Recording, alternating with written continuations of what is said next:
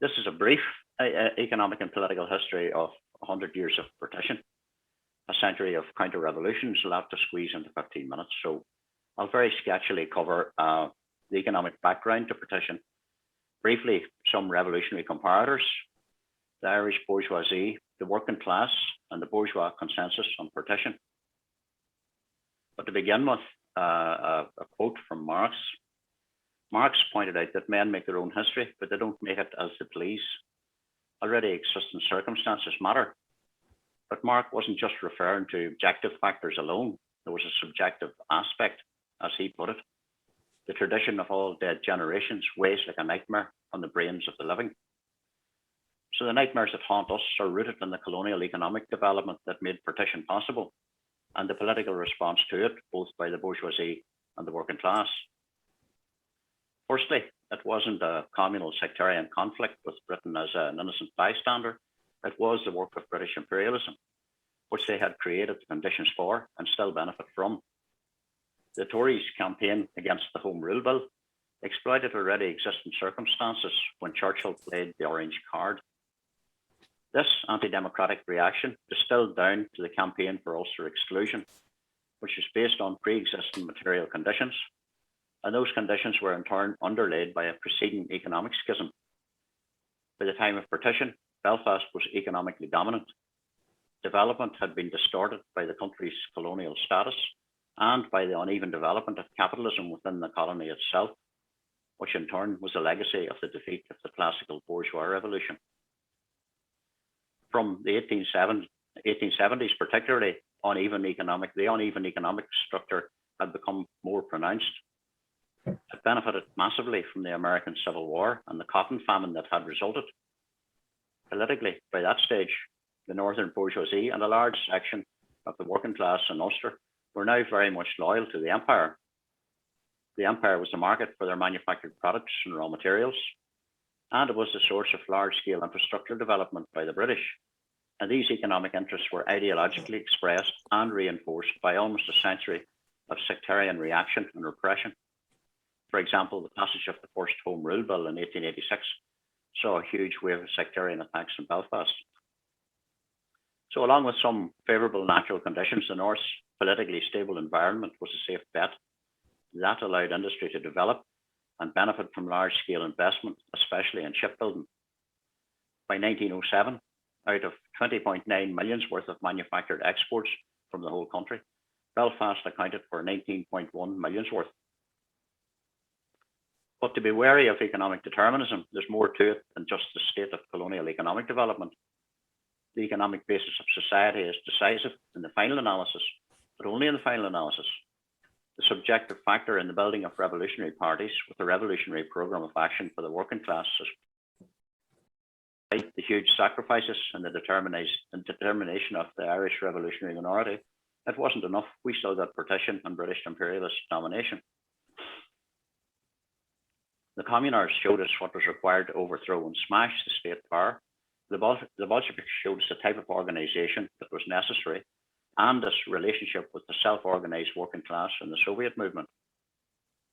In 1920, Lenin recounted the struggles that had formed and steeled the Bolsheviks in his publication Left-Wing Communism, a critique of both opportunism and ultra-leftism. It was directed against those that rejected all compromise, even when, as he put it, the gun was to your head. But it was also directed at those who compromised as part of a reformist strategy solely to gain parliamentary positions.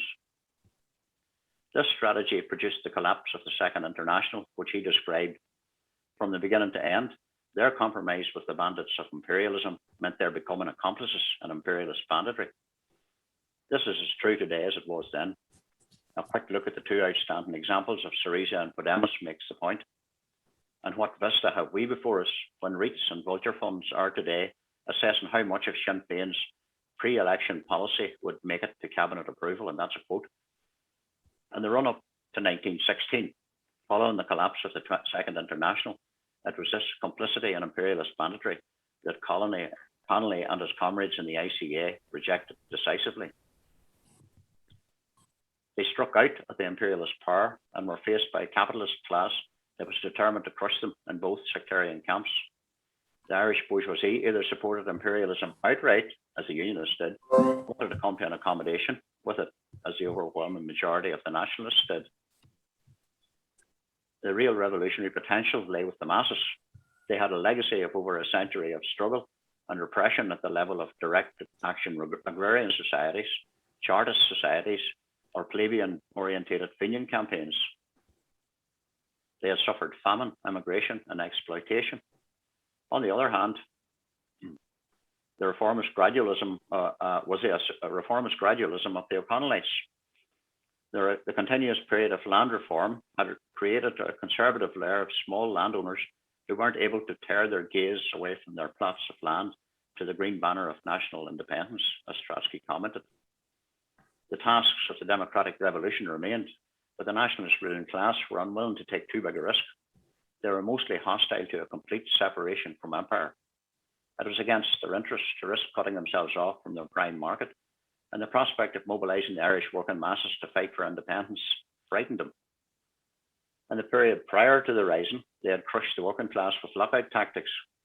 The Dublin lockout replicated a struggle that had happened earlier and on a smaller scale in Newry in 1907. The significance of the Newry dispute was that, despite tensions, it showed that when it came down to it, nationalist employers and civil society would combine with unionists to starve nationalist workers into submission. And in turn, a large contribution towards the defeat in Newry was the mobilisation of sectarianism against Larkin in Belfast that same year. The tactic that produced an outright pogrom in 1912 at the peak of the Covenant reaction was a traditional weapon of the Unionist employers' arsenal. In Dublin in 1913, it was more straightforwardly an attack on the working class by the nationalist bourgeoisie, with the colonial apparatus at their backs. But overall, a consensus existed between the nationalist and the unionist ruling class when it came to suppressing workers' action. The line of the nationalist bourgeoisie was clear: gradually expand their political power in the form of home rule, maintain good trading relations with the dominant imperial power, and continue to crush the working class to expand their margins. Following the outbreak of war, this policy came to its craven conclusion with the split in the volunteer movement. John Redmond's infamous advice to the volunteer movement was to go where the line extended. The majority did and fought for the imperialist Commonwealth. No better example exists of the unfinished nature of the Irish bourgeois revolution than today's Island Bridge monument to the British imperialist war effort. Despite their pretenses, today's capitalist parties aren't the political inheritors of the insurrectionists of 1916. They're more politically at one with the strategy of John Redmond and William Martin Murphy. So the task of national revolution largely fell to sections of the petty bourgeoisie and the working class. Objectively, the dynamics of permanent revolution were in motion. Workers' efforts to support the national revolution threatened capitalist property rights, and the capitalists reacted. With the working masses doing the heavy lifting, as it were, the task of national liberation was reduced to a question of revolutionary working class leadership with a programme for workers' power. But the working class had suffered a series of defeats going back almost a decade, and more importantly, was fundamentally split on anti-imperialism. The most concentrated section of the Irish working class, in its majority, was led by reactionary sectarian politics. A sizable minority were gas and water Walkerites, but they were also hostile to revolution. Walker himself kowtowed to the right-wing sentiment and was to the right of the British Liberal Party on home rule. He was the opposite of Connolly's anti-imperialism and had only turned to British liberalism in search of a more conservative alternative. But even with all its reformist weaknesses, Walkerism still didn't represent anything like a majority of Belfast's industrial workers. As a matter of fact, virtually no engineering workers or shipyard workers were represented in the Irish Trade Union Congress or even in the Irish Belfast Trades Council.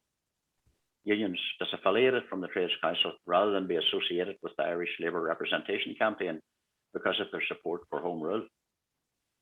Overall, the working class in the industrialised heart of the Irish economy represented an extremely conservative aristocracy of labour. Politically, the working class in the rest of the country was dominated by the syndicalist idea of one big union, though Connolly himself went beyond that. He was desperate to reverse the collapse of the Second International and saw an insurrection as a way to trigger a European-wide mobilisation against an imperialist war. But no revolutionary cadre or party was formed. All mass couch-based parties had collapsed in Europe, and the historical lessons were still only being processed by the Bolsheviks themselves in 1916. As Lenin said, the tragedy was that the Irish rose too soon.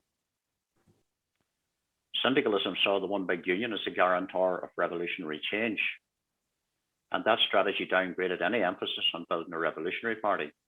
This had the result of leaving the Labour Party in the hands of reformists like Tom Johnson, who was at no point a socialist Republican in Connolly's tradition.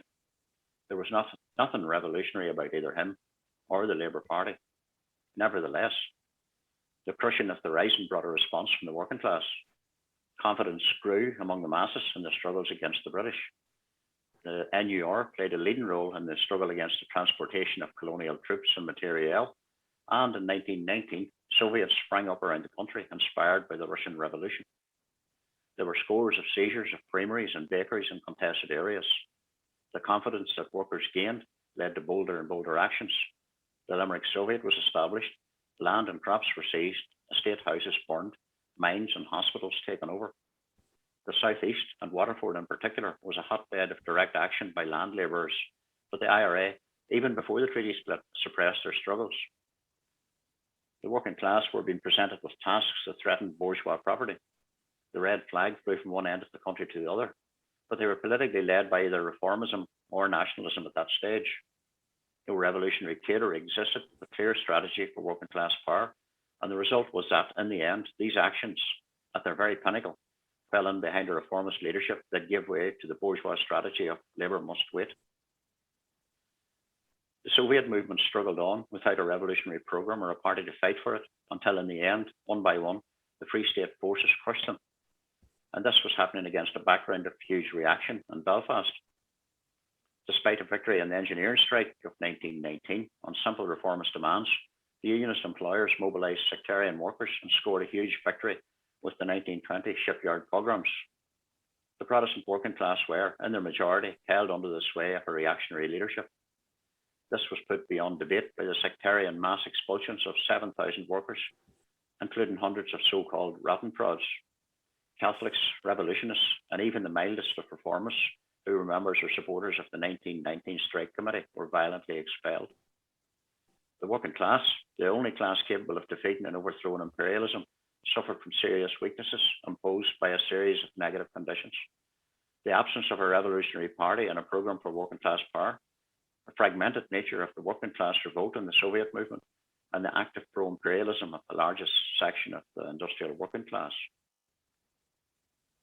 At the time of partition, the North and Britain accounted for 98% of Free State exports. Nationalist capitalism needed economic certainty and continuity, and they feared the working class more than anything else. This, partly in spite of and partly because of a risen population, was what led directly to the reaction of the treaty in the Civil War. The nationalist bourgeoisie were desperate to come to an arrangement with the colonial power, and they did. Republican resistance, which had strong elements of working class and farm labourers' support, was crushed. The bourgeoisie in both its forms agreed to partition, and a civil war was fought to impose it in the south. The British even loaned them the artillery to do it. What's astounding in recent years is the re-emergence of the myth that in spite of the viciousness of the Free State suppression of irregulars, that it was merely a stepping stone to a united Ireland, and that somehow the southern bourgeoisie was anti-imperialist. The victory of the Free State meant that the economic inheritance of colonialism survived, and the carnival of reaction predicted by Connolly had arrived. Politically, the reaction went forward clothed in extreme Protestantism or extreme Catholicism, uncontained church power, child abuse, women's oppression, and the state-backed sectarian pogrom in the north all flowed from it. While reforms have put it, the religious orders still dictate on the National Maternity Hospital. The northern state unavoidably remains sectarian and is structurally designed to be so. Economically, in the neo-colonial southern state, all attempts at large-scale industrial development failed. The victory of Fianna Fáil, who supposedly entered the Dáil with revolvers in their pockets, introduced a period of autarky that failed to replicate Belfast's spectacular growth of the 19th century. The British market continued to dominate, and the flow in agricultural goods followed the traditional route to the British market with minimal processing. As a measure of the lack of independence of the real economy from the colonial past, the potential damage done to Irish agricultural markets was constantly cited during the Brexit crisis. The failure of autarky led to a switch in policy by Lamass and Whittaker in the 50s towards EC membership and tax breaks on imports in order to attract foreign direct investment. Homegrown industrialisation had failed, so international corporations were to be shipped in to provide it. The local comprador capitalists were to act as facilitators. It was the genesis of a long-term economic policy. Accounting became increasingly creative to facilitate the flow of untaxed profits for global corporations. In 2016, this produced such absurd GDP figures that Paul Krugman described them as leprechaun economics, which in turn naturally led to a change in the way Irish GDP was measured. Despite the setting of a global corporate tax rate, loopholes still exist, and the impact of this on the traditional strategy is still uncertain. In the north, the establishment of the sectarian state was achieved by brutal force and murder, and constant sectarian repression produced constant resistance. Following defeats in the 30s and in the 60s, the Republican movement attacked left. The 60s move was heavily influenced by Stalinism, leading to an acceptance of the Stalinist stages theory of revolution, heavily discredited here at the time, which demanded the impossible: the democratization of the northern state first, and unity for national demands secondly. The bourgeois northern state was to be democratized and a consensual Irish bourgeois republic established without the consent of the bourgeoisie, north and south, ironically enough. The mass civil rights campaign in the 1960s was the background to the resultant split, and the Republican militarist campaign of the 70s and 80s. As the mass movement exited the streets, a bombing campaign replaced it. Like all campaigns, this led to internment and a militarized suppression of working class communities. And both bourgeois states practiced the same methods in relation to irreconcilable Republicans. Ultimately, after imprisonment, assassination, and the greatest sacrifices came defeat. Politically, the Republicans of the 1990s did what the Fianna Fáilers did decades before, only this time was different. No revolvers in their pockets this time. Instead, it was the inane, they haven't gone away, Unable to accomplish the task of militarily forcing the creation of a bourgeois republic, again, ironically, without the consent of the bourgeoisie, their political collapse was dressed up in reformist language and a cloak of leftism. The peace process of the 90s produced the biggest lie of all, and everyone at least pretended to believe it, that Britain had no Ireland. Eventually, during the Brexit parliamentary crisis, Theresa May spoke the truth that everybody already knew when she assured unionists that we'll never be neutral on the union. Many on the left, referred to by Connolly as gas and water socialists, or by Lenin as economists, welcomed the peace process as an opportunity to unite workers on what they saw as pure class issues. The strategy failed mainly because it ignores imperialist partition or alternative systems' influence as being benign enough to be removed by a plebiscite. The outcome of the 30-year war has been that Sinn Féin has converted itself into the SDLP politically in the north and is on track to becoming the new Fianna Fáil, the Republican Party, in the south. In today's papers, global capital is sizing them up as gatekeepers and considering how deep the reforms that they will initially offer will hurt them. Partition now is the fault line between the UK and the EU. Brexit has laid bare the unfinished business of history. As the US-UK imperialist bloc pulls away from the EU, the fault line runs around the 6 counties. We now face the choice of a hard border, or the north as a special economic zone. Either way, partition is the choice of imperialism in all camps and of the Irish capitalist class in its entirety. It's a reminder that Ireland isn't an independent country. It's partitioned and divided by British imperialism with the support of the world imperialist hegemon. The peace process was a stabilisation of that. The political project of 1916 is unfinished business. The question is how to take up the inherited tasks. The partition of Ireland is a class question more than anything else. It partitions the working class. It facilitates the participation, the perpetuation of the carnival of reaction, the unionist nationalist diplomatic consensus, in other words. The Irish capitalist class are not interested in national liberation. It's destabilising. They strive to find shelter under the wing of one imperialism or another. All talk of a united Ireland is translated into the language of a shared island, a completely partitionist concept, hands across the border, presupposes a border.